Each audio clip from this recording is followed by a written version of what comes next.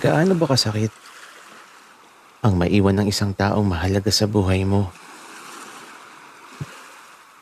Huwag mo nang alamin kung di mo pa nararanasan.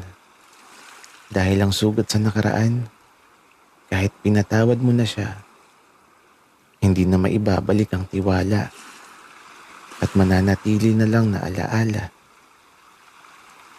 ang lumipas na.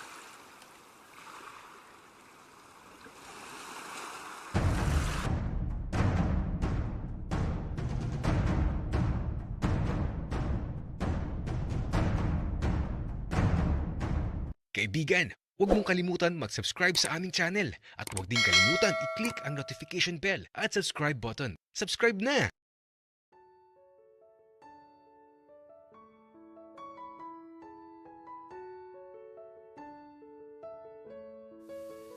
Sa tuwing maglalakad ako sa dalampasigan, isang tao lang ang naaalala ko. Isang taong parte ng nakaraan ko. Isang taong nagpangiti at nagbigay kulay sa mundo ko.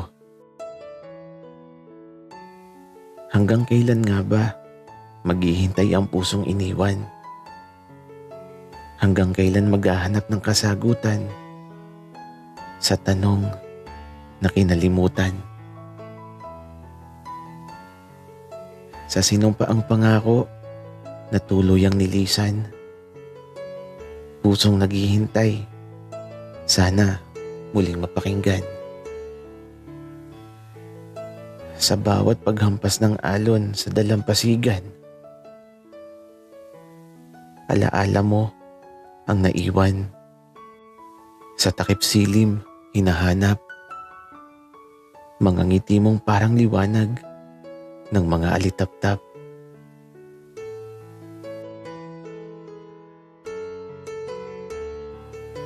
Sir, tara na po. Baka hinahanap na po kayo ng papa nyo.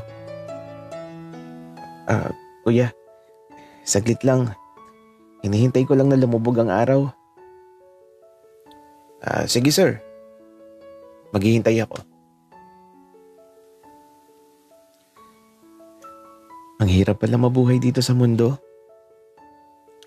Yung kahit nasa iyo na ang lahat, hindi mo naman magawa ang mga bagay na gusto mong gawin. Laging may limitasyon. Laging bawal.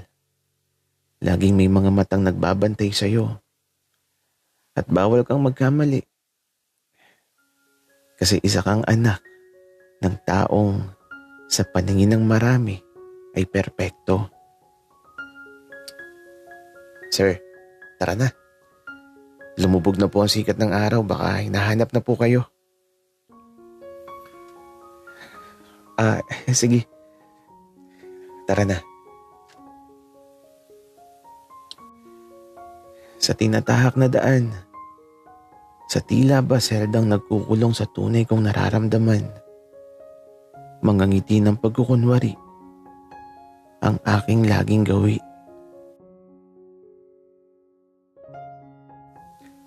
Anak, saan ka na naman galing? Naglibot-libot lang po sa labas, Papa. Ang pag-aaral mo, kamusta na ba? Okay naman po, Papa. Anak, galingan mo. Kasi alam kong balang araw magiging mayor ka din ng bayang ito.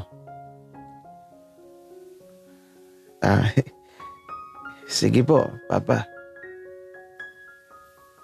Hindi ko naman gustong maging mayor ng bayang ito. Mas gusto kong maging mangingisda sa dagat. Mas gusto kong malaya lang ako at maging simple lang ang buhay ko. Subalit tila ba di maunawaan ng karamihan ng kagustuhan ko. Isang simpleng pangarap, isang simpleng buhay. Kamusta na kaya siya? 1 taon na din palang nakalipas. Lagi akong natawag sa kanya pero di niya sinasagot. At kahit sa mga chat ko, walang kahit anong sagot mula kay Benji. Naalala ko pa nung una ko siyang makita. Pinagtutulungan siyang awayin ng mga bata. Kaya naawa ako. Pero hindi ko alam na dahil sa pagtulong ko, magiging mag-best friend kami ni Benji. Sa kanya ko naranasan ng mga bagay na di ko kayang gawin sa bahay namin. Ang magkaroon ng kalayaan, ang tumakbo ng malayang malaya, ang kumain ng nakakamay, ang matulog sa ilalim ng puno, ang manguha ng isda sa mga kanal, at higit sa lahat, ang maglaro sa bangka hanggang magtakip silim. Napakasaya ng pagkabata ko. Pero, totoo pala na habang tumatanda tayo, nababawasan din yung happiness sa buhay natin. Tama pala talaga ang lolo at lola ni Benji. Habang bata ka pa, maging masaya ka lang. Gawin mo lahat ng gusto mo dahil mabilis lang nalilipas ang panahon. At ang nakaraan, di mo na mababalikan. Kaya dapat habang bata ka pa, gawin mo na lahat ng mga bagay na magpapasaya sa'yo. At sa tuwing sasapit ang gabi, lagi lang ako naghihintay na sana sa pagising ko, mapagbigyan ako sa hiling kong muling makausap si Benji. Kahit sa huling pagkakataon lang, sana.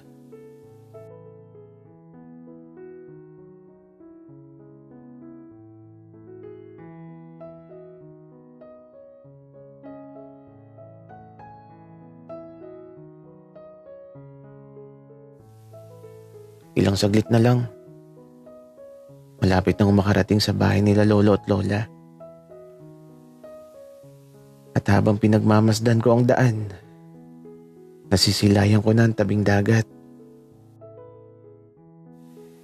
Isang lugar kung saan napakadaming alaala sa nakaraan ko at mananatiling isang bahagi na lang sa nakalipas ko. Arturo, gising na. Malapit na tayong bumaba. Ano ba yung Benji? Kakatulog ko lang eh. Malapit na kasi tayo, Arturo. Dalian mo na dyan. Dali. Manong, sa kanto lang po. Para po.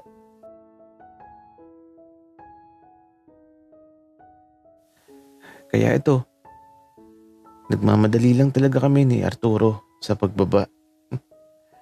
At konting lakad na lang talaga, ito, sa wakas. Nakarating na kami sa bahay ni na lolo at lola. Mga 2 PM na nang makarating kami. At ito, pagpasok ko sa loob sa bahay nila lolo at lola. Nagulat sila nang makita ako.